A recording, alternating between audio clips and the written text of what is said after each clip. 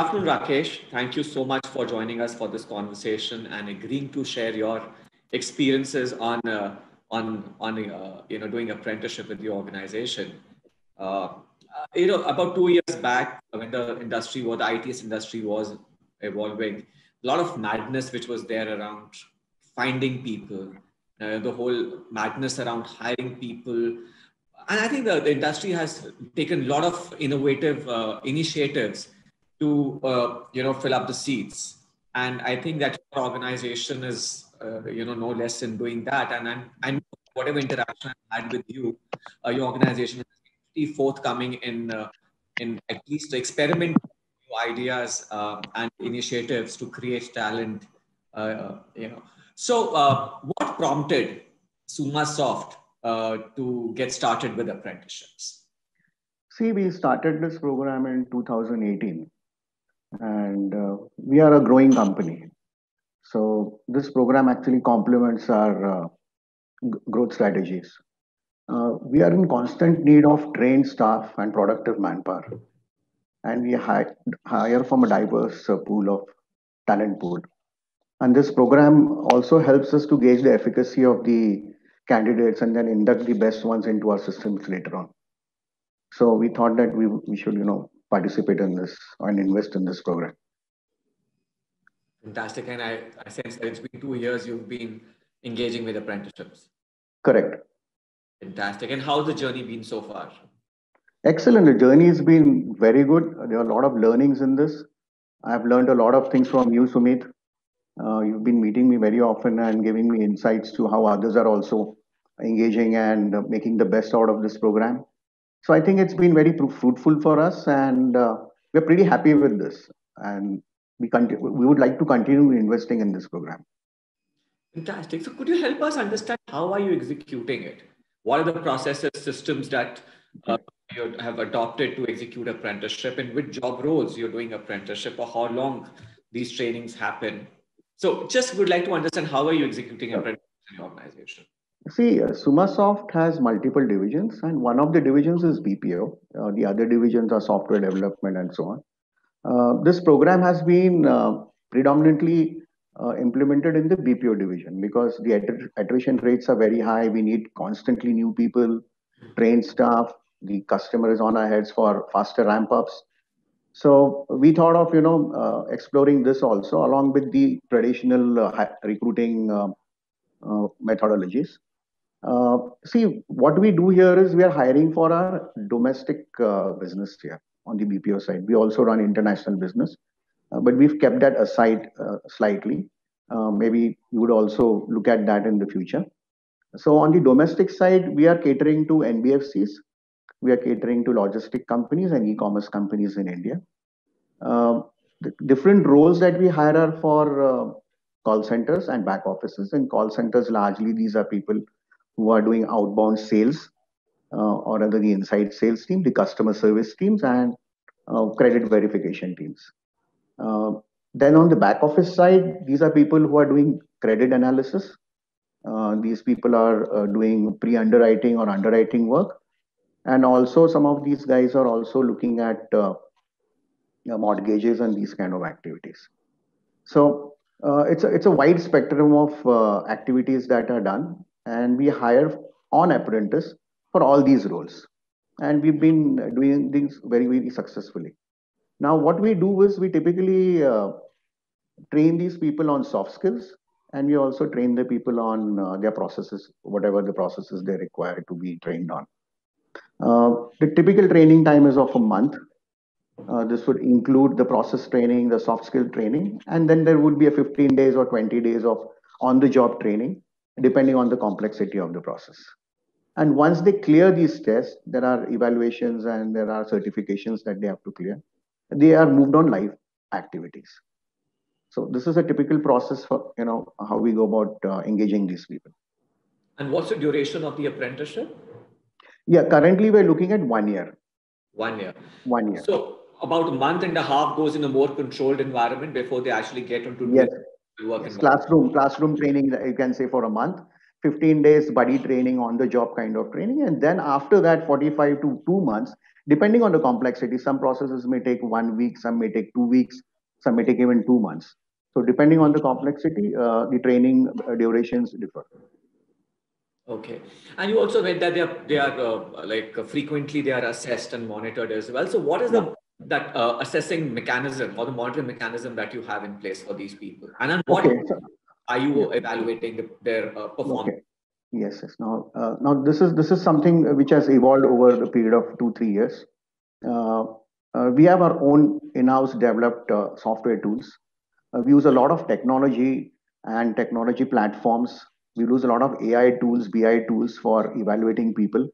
So these have been inculcated over a period of 2 or 3 years, along with the customers' requirements. And so what happens is, because of these technology tools that we use, we ensure that all these people are very regularly monitored and at frequent, instances. It's not that we depend on the supervisors here to monitor them. Most of these tools are throwing a lot of data to us, which is being analyzed, and we give a lot of actionable items to our supervisors so that they can take corrective actions or whatever they need to do. So yes, so we are using a lot of technology here, like technology platforms, to evaluate people and train people, and this has helped us, in two ways. What has happened because of this is we are able to ramp up very quickly, and second thing is, the dropout rates are also very low in the trainings. Um, Largely, the training dropouts are there because there are multiple reasons, and few of the reasons can be lack of feedbacks to these guys at the right time, uh, because the final evaluation just shuts them out of the system. So if you give them the right feedback, and our tools also tell us which of the candidates can be retrained. So this further helps us to reduce the dropout or the attritions in the training period itself. Fantastic. I think that's a good mechanism to see that what are the gaps, and if you have a potential further to reskill them, so that they can be in the system. Yes. So again, would you please throw light on what are the parameters based on which you are evaluating their performance on apprenticeship? See, for different processes, there are different parameters, but largely these skills, if there people are talking directly with customers, these are your soft skills, your communication skills, your presentation skills, how you handle queries, and how you can handle irate customers. So these are some of these are the things that we train them on, and exactly these are the things that we actually give them mock calls, or we do mock sessions with them, and we see that how these people typically react to these situations. And based on that, so this is more of subjective. The objective part comes mostly in, if they're handling a financial process, what kind of rate of interest they're supposed to give, or what they're not supposed to disclose, or what information they're supposed to ask, based on a checklist. So these are checklist based things which are more objective to measure.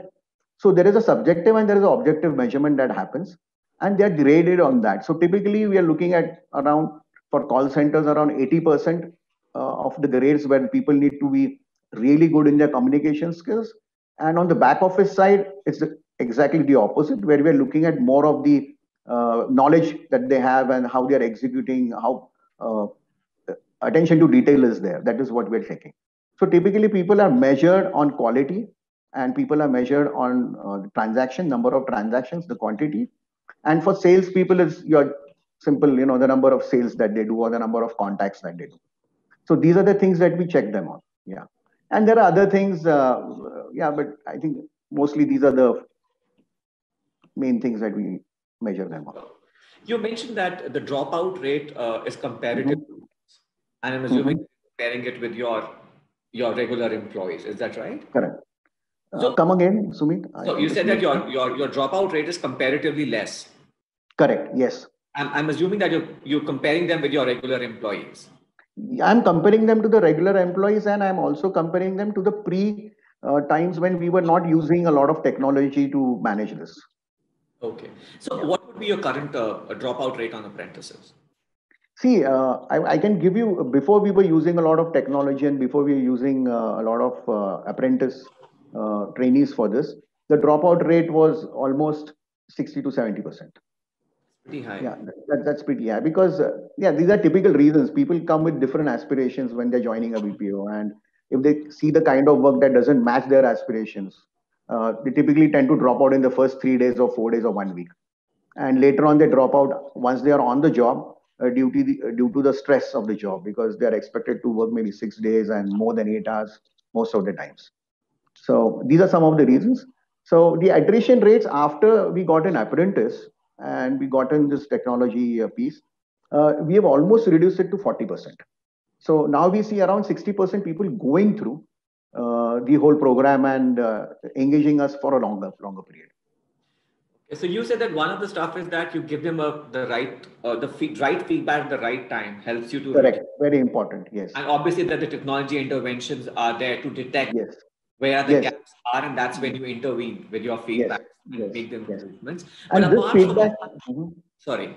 And what happens is, what we've seen is, if you do a manual assessment of the work and give a feedback, and a person is involved, he adds his own flavor to the feedback and it becomes a little messy affair.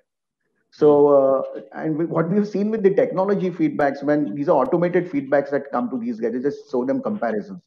They would show them that these are the things that you made errors, they highlighted. And there is a gradation. The people have more confidence in this. And it limits the unpleasant feedback that happens between the supervisor and these people, or the trainer and these trainees. Sure. Now, 2 years been into apprenticeships, your organization has been engaging with them. What has been the absorption rate? Consider that I assume that now the 2 batches would have got passed out or would have completed their training. What would be your absorption rate of apprenticeship to employment? 100%. 100% of the people are absorbed, because these are highly trained guys and they're trained on multiple things. What we also do to ensure that these people are retained, we ensure that they're trained on multiple activities, so that every 3 months or 4 months, this person is going through an upskilling, and he sees that he's moving up to the next levels within the process that he's working.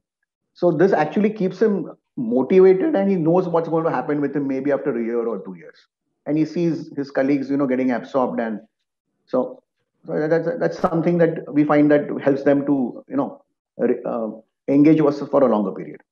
So there's definitely an investment which goes in talent creation, and also that the fact that you're building confidence in the people by by absorbing these people on roles, which gives the confidence to the apprentices that yes, there is something in for them at the end of the tunnel. Correct. True. That's true. Fantastic. So will it be okay for me to say that that apprenticeship today is a part and parcel of your talent development strategy and hiring strategy? It's one of the key strategies currently. Any new project that has been planned and the hiring part has been strategized, we do consider the apprentice as one of the apprentice and the NEEM program, both these programs as programs that have to be included in part of these activities. So as on today, if you ask me, yes, we look at this as a serious investment for us, and we're looking at this as a long-term activity, because this has helped a lot of structured training in my company. It has also helped, a lot of employee loyalty. So a lot of benefits that we've seen in this. Now, if you're talking about the benefits, if you were to look at, there are softer aspects to it, and there you can easily gauge what are the concreteness and the outcome of the apprenticeship. So if you were to, highlight 3, I would say the 3 qualitative and the quantitative benefits that you have, what would those be? See, because due to the constant focus on training and upskilling, it has helped us in creating a pool of multi-skilled and flexible staff, which is very important in a BPO kind of environment. Project ramp-ups have become more easy due to real-time supply of this trained and productive staff.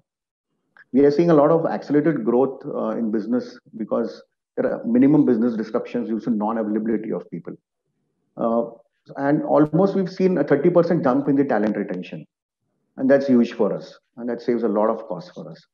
Productivity has gone up by almost 35%. I'm only talking about the apprentice guys here. I'm not talking about my regular people. So this whole discussion is around these apprentice folks. I would say the cost of recruitment has gone down substantially. In this last 2 years that I've seen, it's almost around 40%. Because a lot of people internally are giving references, and because of the retention, a lot of things happen easily for us now on the recruitment. So we don't have to struggle a lot, and we're not paying a lot of money outside for other channels. So I think, and other things also, like, there are savings in the recruitment and the initial training costs also, because the training periods have reduced, because now we are more focused, and we say that. And what we're doing is we are only hiring graduates. I don't think I told you about that. So earlier we used to go to a lot of these institutes and do a lot of mass hiring.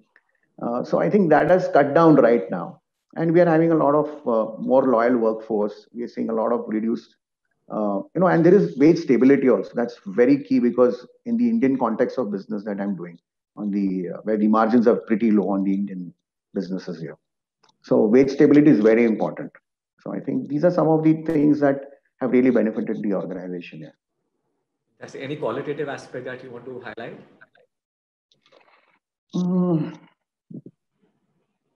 Yeah, I would say,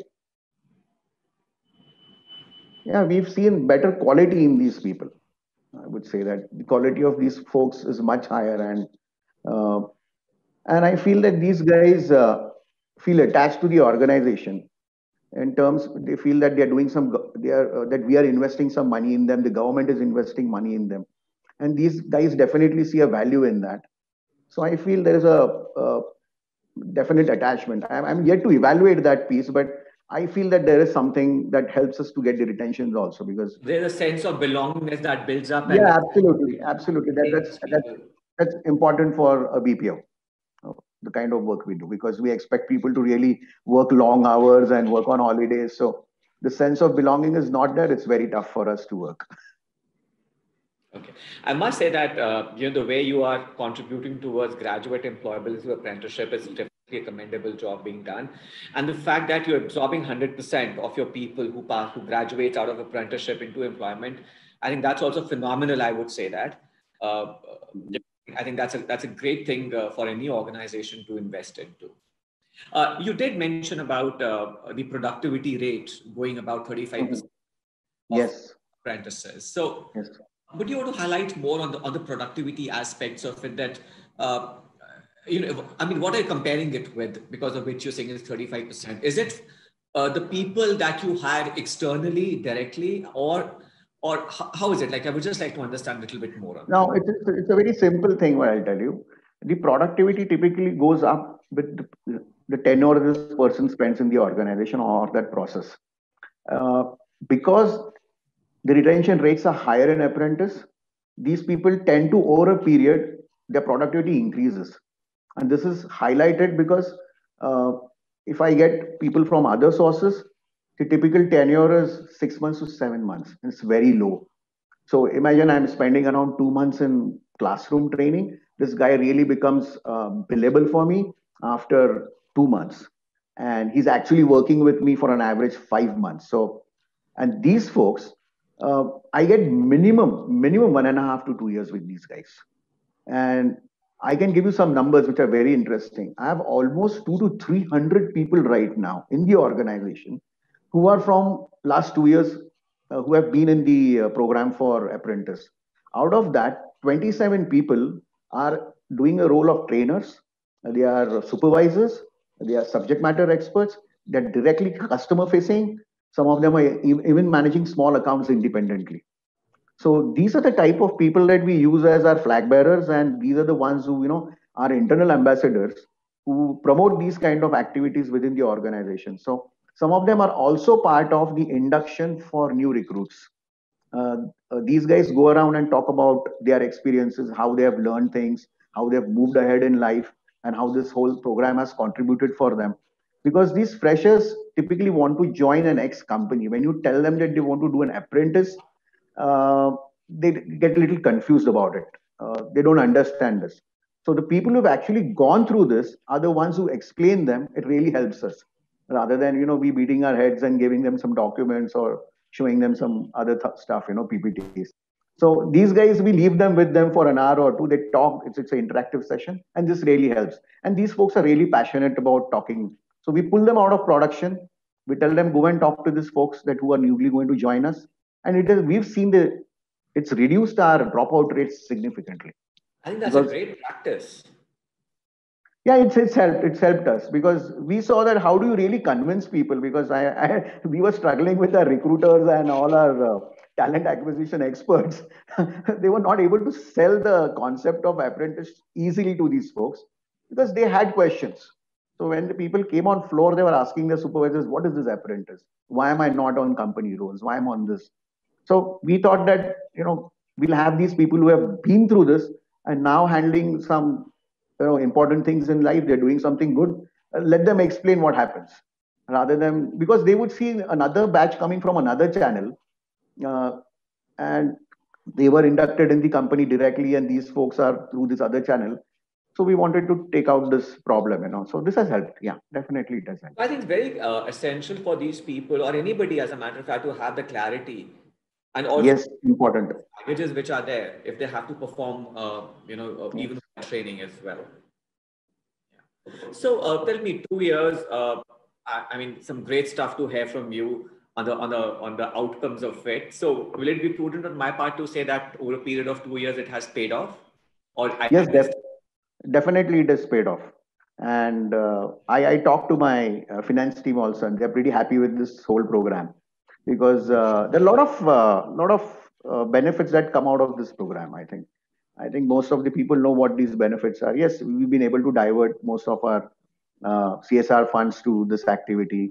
So we've seen a lot of return of investment on this. So fantastic. yes, so even the directors and everybody in the companies, they're very, very happy with this whole program. Great, great. I'm sure it's going to be tremendous learning for the industry players and also outside the industry to look at apprenticeship to develop, Absolutely, I think any growing organization, it's a great investment. I think they should go for something like this, and definitely they will see the benefits. Not immediately; it will take a year or two, but definitely there are large benefits to reap out of this. They need to be focused, and I think they need to make the HR or somebody accountable for this activity. And then I'm sure this will happen. If they just leave it as for a compliance reasons they're doing it, then I don't think they'll really reap the benefits out of it. But I think some of them want to do that. So I've been hearing all the good things about apprenticeship, but when you got started with apprenticeship, did you have teething problems at that time? See, let me tell you, I want to ignore those problems right now. There are problems with all the systems because it's connected with some government program. So yes, they would be having those issues. There were issues with the initial software, the logins, getting the people enrolled. Those kind of issues were there. But I think over a period, those systems have improved. They've gone through changes. So I think, yes. So I don't think there's anything left to complain there in terms of this apprentice. Right? It's a What wonderful about program. internally, Rakesh? Because Mhm. when you're coming up, if you're creating a new system, obviously you have to get the buy-in of all the stakeholders. So did Mhm. you challenge in there of getting the buy-in to run this program in your organization, or there was always an acceptability? And was there any apprehensions which was there? See, so to be honest, like any new program or any new activity, there is an apprehension. It's people will look at from do I have extra work to do? Now the HR will think that they have extra documentation to do. Finance will be little worried about we're paying to the third party. We're paying some service fees to them. What are the returns? Then the internal project managers or account managers, they will have an apprehension. Uh, will these people really be more loyal to us, because they would think they are on an apprenticeship program? Will they really take this seriously? So all these things we had to tackle, and yeah, we had our own piece of obstacles and hurdles. But I think once after 2 or 3 months, when the things settled down, I think, and they started seeing immediate results. Because indeed, imagine we used to have a training batch, and suddenly in 3 days we used to get a report saying 5 people left out of 20, and then after a week another five have quit. So, and then we started seeing, so we what we did was, we did not mix these people with the other training batches. We wanted to specifically check what happens with them, and we saw very less attrition than for genuine reasons. People quit because it was a complete mismatch from what he expected. Maybe he was a B engineer or something, and he was going to do a call center activity, and maybe he didn't like it in the first 2 days. Yeah, but there were some genuine cases who would leave, which we always wanted that they should not leave. These cases were not happening anymore with us. So yes, so we had a share of ups and downs in this, but in the last 1 year, 1.5 years, I think things are very smooth. So even uploading of information on the software is good. The support from people like you is great. So I don't think there is any issue with executing this. And there is a large acceptance from general public right now, or other people, about this program. And we try to do that. We try to promote this in the organization. So yeah, I think you have that whole ambassador approach is a yes, yes, yes. to look at, Yes, this really helps because these are people from production. These are not some people who are sitting in some head of some department coming and talking to people. They see that this is the person that, and once they go on the floor, they see this guy working with them. So they know, oh, this is really a genuine story. This is not something that they just got a guy to tell us a story. So that really helps. Thank you once again. Thank you. Thank you for having me, Sumit.